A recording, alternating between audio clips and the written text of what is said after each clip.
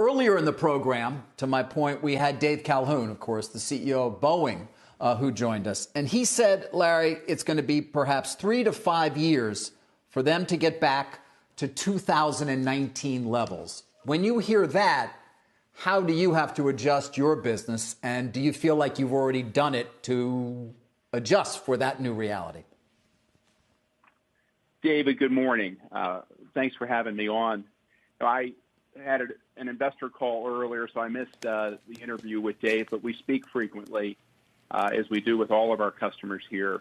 I think what we said on our call, and I would repeat here, is that the first and most important step we take as a company in the face of this pandemic to make sure we come out on the other side a better, stronger GE is to embrace the reality of what we're seeing. And clearly the pressure is going to be no greater in the short term and maybe over the medium term for us than it will be in aviation, given the airlines are trying to conserve cash, parking planes, bringing flight schedules down, postponing, in some cases, orders of new planes. That hits us, and you saw that in the first quarter numbers that we didn't particularly like and acknowledge that are going to be more challenging here in the second quarter, which is in turn why we doubled the amount of cost actions that we're taking in aviation up to $1 billion and cash actions up to $2 billion, all the while broadening those same efforts to a $2 billion level on the cost side across our company, $3 billion on the cash side. David, I don't think you're ever done. I don't think you're ever done preparing or reacting in a moment like this. I don't think we've taken a particular view as to whether this is a 2-year or a 3-year or a 4-year recovery. We're mindful of those conversations. We just need to make sure that we're taking the appropriate actions here in the short term while protecting all the things that over decades have made GE Aviation such a strong franchise in the commercial aerospace industry. And to that point, when it comes to liquidity, where a lot of investors, you can imagine, are focused, you end the quarter with $47 billion in cash. And you said on the call that's really to cover capital long-term debt maturities now through 2021.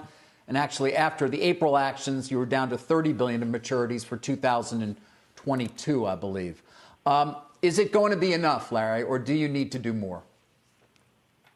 Well, I think with the closing of the biopharma transaction, the $20 billion that we've received, giving us that $47 billion of liquidity at the end of the quarter, we're well positioned from a liquidity perspective for what we see in front of us. David, we would never say that that's all we need once and forever, right? Part of the reason we stepped back from offering a formal guide today was there is still, I think, a great deal of uncertainty out there relative to the economy at large, how the pandemic impacts our various businesses. So we're going to control what we can control. We're pleased to have that liquidity position. Again, the cost and cash actions will help us a great deal here in the short to medium term. And we'll play it forward from here, mindful that we want to make sure that we continue to bring those leverage levels down. We're unlikely to hit the targets we had envisioned and very much thought possible just weeks ago. But make no mistake, we are committed to making sure that we bring down those leverage levels in time. Yeah. Well, Larry, you were about 1.5 years into what is a long-term turnaround at GE, one that really just appeared to be gaining momentum when the virus hit. How then do you sort of reset now to think about, again, the long-term opportunity that you were trying to seize while you're still dealing with life or death issues for the company?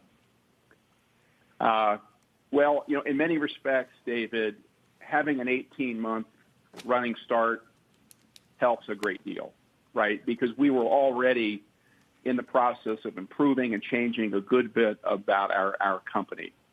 So I think we just get up next day and embrace this reality. We wish it were otherwise, but this ultimately will allow us to drive more change. Our new leaders will assimilate more quickly.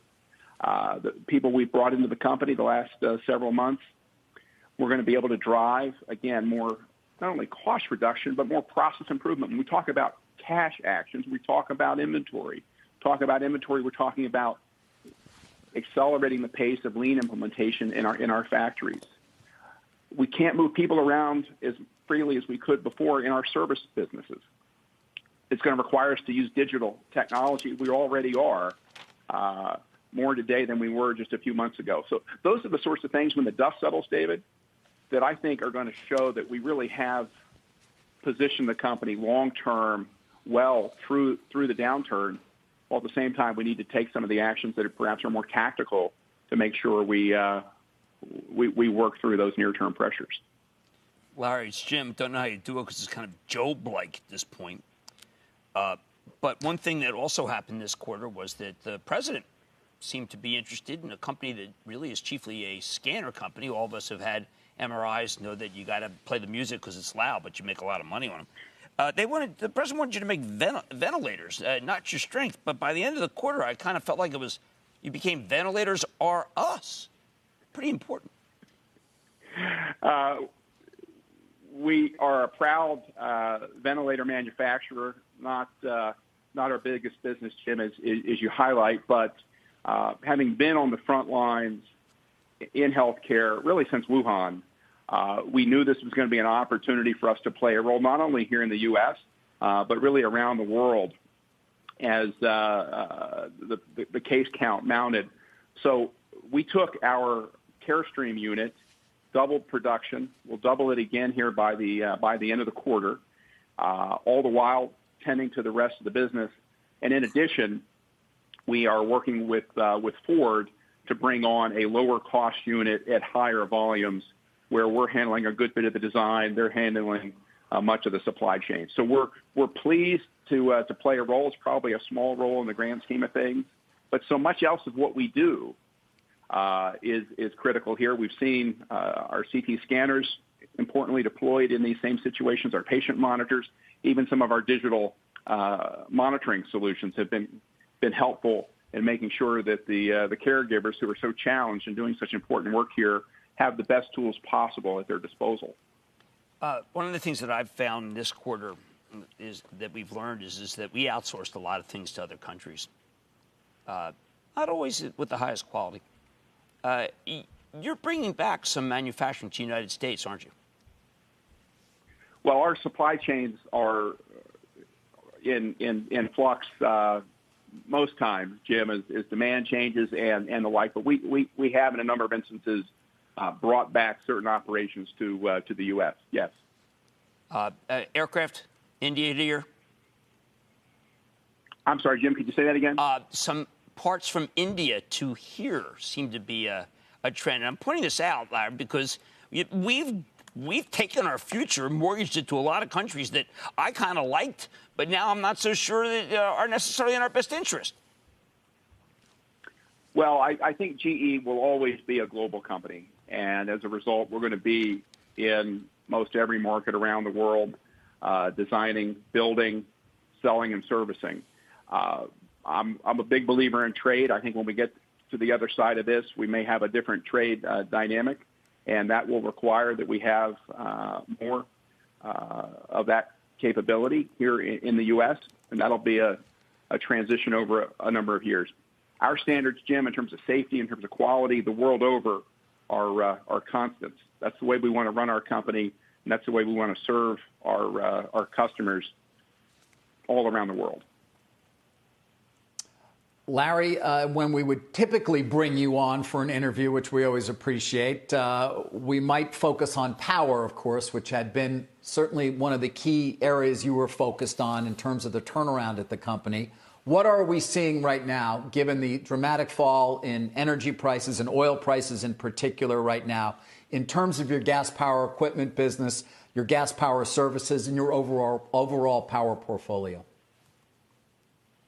David, the power business, particularly the gas power business that you're asking about, continues, I think, a multi-year turnaround, though itself will see some pressures here.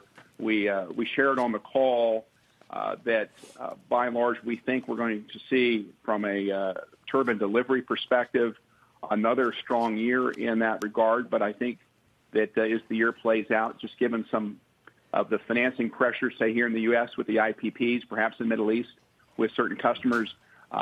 We think that demand for new orders and thus down payments could be softer than we anticipated. We also saw in our service business some challenges here as customers didn't necessarily want to have our service people on site. And where that was optional, they rescheduled some of those outages until the second half of this year when we have a little bit more clarity as to COVID-19. We certainly had challenges as well, moving our people around the world to perform some of that work, in addition to some of the supply chain friction that we've been working through. So it was a decent quarter, another quarter of progress. It wasn't perfect, but I'm encouraged by what I see as much in the financials as much as I see in the operating reviews we do with the businesses that they're on their way. But no GE business is really immune, David, from some form of COVID-induced pressure here. Yeah, well aware, which leads me to my next question, which is your decision to cut capex.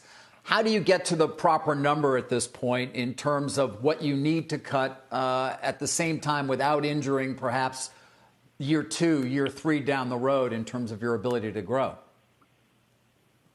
David, the current roll-up has us reducing our capital spend year on year about 25%. I wouldn't say that's a final number. We don't want to spend $1 more than we need to this year, all the while making sure we don't shortchange the long term.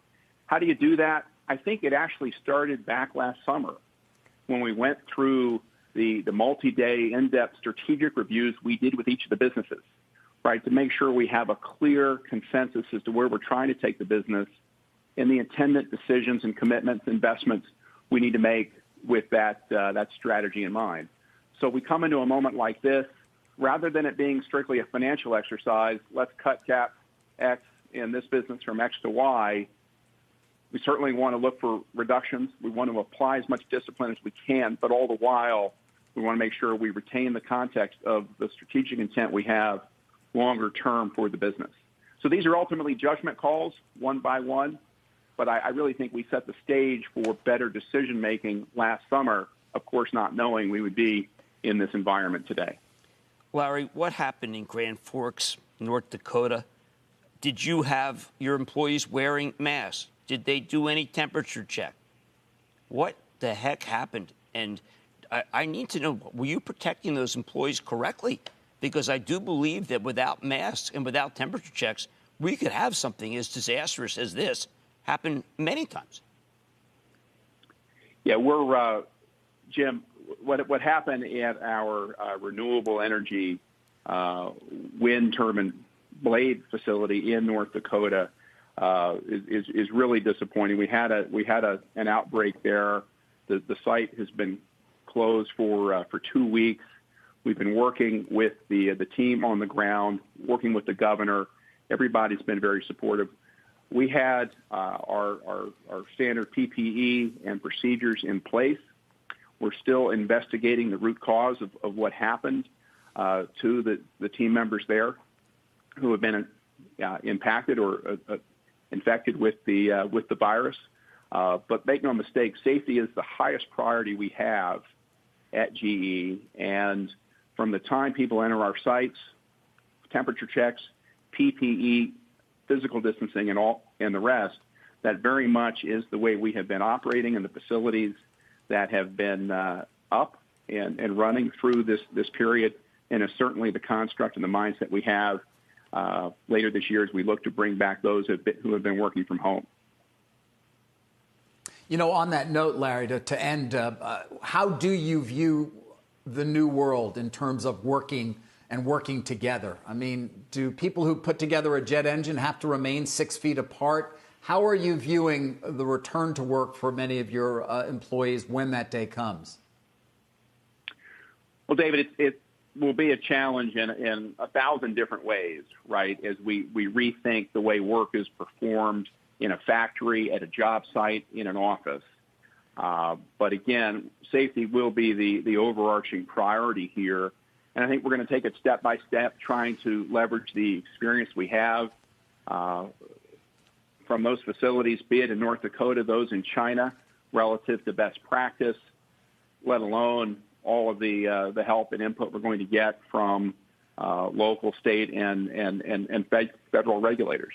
So it'll be a step-by-step process, working with everyone we possibly can to do this effectively and well, to make sure that folks aren't only safe, but that they have that psychological comfort as well.